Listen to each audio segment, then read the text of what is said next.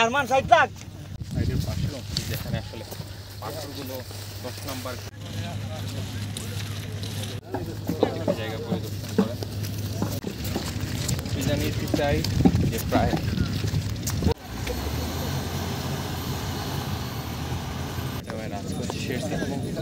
আজকে রাত 12টায় কিন্তু 3 দিনের আলটিমেটাম।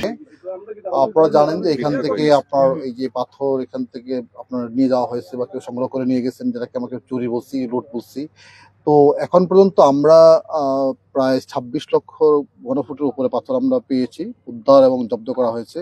এর মধ্যে একটা জানেন যে আমরা 3 দিনের একটা সময়সীমা দিয়েছিলাম, যেটা ইতিমধ্যে আজকে বিকাল 5টায় শেষ হয়েছে। এই সময়সীমার মধ্যে লোকজন স্বেচ্ছায় প্রায় 6.5 লক্ষ ঘনফুটের মতো পাথর আমাদের এখানে জমা দিয়েছেন, তারা এখানে পৌঁছে দিয়ে গেছেন।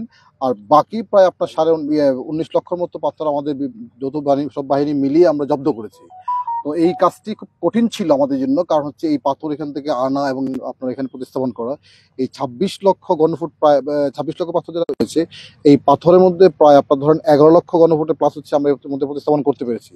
আর বাকিটা আপনারা দেখছেন যে এখানে নিয়ে এসে ডাম্পিং করা রাখা হয়েছে, এবং আমরা আশা করছি যে বাকিটা হয়তো আরো 1 সপ্তাহ লাগবে আমাদের প্রতিস্থাপন করতে। হয়তো 1 সপ্তাহ পরে মোটামুটি আমরা পুরোটাই প্রতিস্থাপন করতে পারবো। তো এই কাজে এখানকার স্থানীয় রাজনৈতিক নেতৃবৃন্দ সহ ব্যবসায়ীরা এবং হচ্ছে ট্রাক মালিক শ্রমিক যারা রয়েছেন তারা কিন্তু আমাদের সহযোগিতা করছেন। কারণ প্রতিদিন এখানে 500-এরও বেশি শ্রমিক কাজ করছেন, 400-এর উপরে নৌকা কাজ করছে, এবং হচ্ছে আপনার এখানে যারা আছে আপনার কি বলে যে এই ট্রাক প্রায় 300-এরও অধিক কিন্তু ট্রাক, কারণ এই আমরা জানেন যে পাথরগুলি অনেক ওজন। ফলে হচ্ছে কি 300-এরও অধিক ট্রাক কাজ করার পরেও কিন্তু আমরা প্রতিস্থাপন যেমনি চাচ্ছি সে করতে পারতেছি না, কারণ হচ্ছে যে এটি সময় লাগতেছে। তো আমরা আশা করছি যে হয়তো আর 1 সপ্তাহের মধ্যে ইনশাল্লাহ আমরা প্রতিস্থাপন করতে পারবো। আর আজকের পরে যারা পাথর যদি কারো কাছে পাওয়া যায় তাদের বিরুদ্ধে আইনানুগ ব্যবস্থা আমরা গ্রহণ করবো, এটা ইতিমধ্যে আমরা বলেছিলাম, এবং এটা আগামীকাল কাছে এটা আমাদের শুরু হবে। যদি কারো কাছে থেকে থাকে এখনো, সেটা আমরা অবশ্যই আইনের আওতায় নিয়ে আসবো। সেটা অবশ্যই এখানে কয়েকটা বিষয়ই চলছে একসাথে। হলো যে আমরা এই পাথরটাকে রেস্টোর করা বা রিপ্লেস করার প্রতিস্থাপনে আমরা যখন জোর দিয়েছি, এটা একটি প্রাইমারি বিষয় ছিল। একই সাথে যারা এটার মূল হোতা বা এটার সাথে যারা যুক্ত ছিলেন মেইনলি, তাদেরকে কিন্তু ইতিমধ্যে বেশ কিছু লোকজনকে গ্রেপ্তার করা হয়েছে। বাকিদেরকে গ্রেপ্তার প্রক্রিয়া এখানে পুলিশের মধ্যে আছেন, তারা চেষ্টা চালিয়ে যাচ্ছেন। আমরা আশা করছি শীঘ্রই তারা গ্রেপ্তার হবেন। আমার একই সাথে এটা বলতে চাই, যারা নিরীহ নিরপরাধ তেমন কোনো ব্যক্তি যাতে কোনোভাবেই ক্ষতিগ্রস্ত না হয়, সেটাও কিন্তু আমরা খেয়াল রাখছি। যারা এটার সাথে জড়িত নয় তারা যারা কোনোভাবে ক্ষতিগ্রস্ত না হয় সেই বিষয়ে পুলিশ মধ্যে অবশ্যই বলবেন, এবং পুলিশ এবং এখানকার থানা যারা রয়েছে সবাই কিন্তু তৎপর রয়েছে। তবে আমরা চাই এটি একটি সম্মিলিত প্রয়াস। এখানে পুলিশ রয়েছেন, বিজিবি রয়েছেন, যৌথ বাহিনী, সেনাবাহিনী সবাই মিলে কিন্তু আমরা কাজ করছি একসাথে, এবং it was a very wonderful team work. আজকে এই 26 লক্ষ পাথর আমরা এখন পর্যন্ত উদ্ধার করতে পেরেছি বা জব্দ করতে পেরেছি, এবং আমরা আশা করছি হয়তো এই পাথরগুলি রিপ্লেস করতে পারলে বা প্রতিস্থাপন করতে পারলে মোটামুটি একটা ভালো শেপে আগের অবস্থায় চলে আসবে।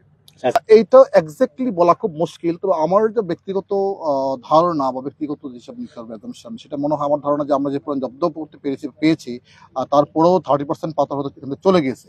যে পাথরগুলি আসলে ভেঙে ফেলেছে, এখানে ইতিমধ্যে ভেঙে প্লেট করা হয়ে গেছে বা সিলেটের বাইরে নিয়ে গেছে, সেটাও আমরা খোঁজ খবর নিচ্ছি কোথায়, কারণ যেগুলো ভেঙে ফেলেছে এগুলি এখানে রিপ্লেস করা যাচ্ছে না। এই এলাকাতে কিছু পাওয়া গেছে যেগুলো ভেঙে ফেলা হয়েছে। তো আমার ধারণা 30% পাথর হয়তো আমরা মিস করবো, কারণ এটা ভেঙে ফেলেছে। আর বাকি যে 65-70% যেটা রয়েছে সেটা মোটামুটি আমরা জব্দ করতে সক্ষম হয়েছে। যেটা হয়েছে, তো ধরেন একজন মানুষ আসলে সত্যিকারই আসলে অভিযুক্ত কিনা, এটা তো একটু যাচাই বাছাইয়ের বিষয় আছে।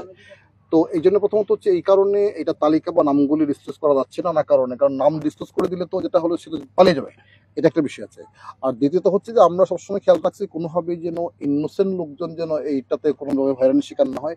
একই সাথে যারা আসলে প্রকৃত দোষী তারা যেন আইনের আওতায় আসে, আর সে বিষয়ে সবাই মিলেই কাজ করছে, পুলিশ কাজ করছে। আমরা আশা করছি যে এটা হয়তো এখানে যেটা হয়েছে, এত মেসিভ লোকজন এর সাথে ইনভলভ হয়ে গেছে। আপনারা জানেন যে এখানে কয়েক হাজার লোকজন এখানে আসলে ইনভলভ হয়ে গেছে, কারো হয়তো অপরাধ বেশি, কারো হয়তো কম। তো এখানে কিছু স্ট্র্যাটেজিক্যাল বিষয় আছে। ফলে হচ্ছে কি আমরা চেষ্টা করছি যে অন্ততপক্ষে যারা বড় ধরনের ক্রিমিনাল বা যারা এটাকে ম্যাটারাইজ করেছে এভাবে, তারা যেন আইনের আওতায় আসে। আমি এটাও স্বীকার করি, সেটা হলো যে এখানে যে যারা করেছেন, কেউ হয়তো 5টা পাথর নিয়ে গেছেন, এখন তাকে আসলে আইনের আওতায় নিয়ে এসে কতটুকু ইফেক্টিভ হবে এই বিষয়গুলো আমাদেরকে ভাবতে হচ্ছে।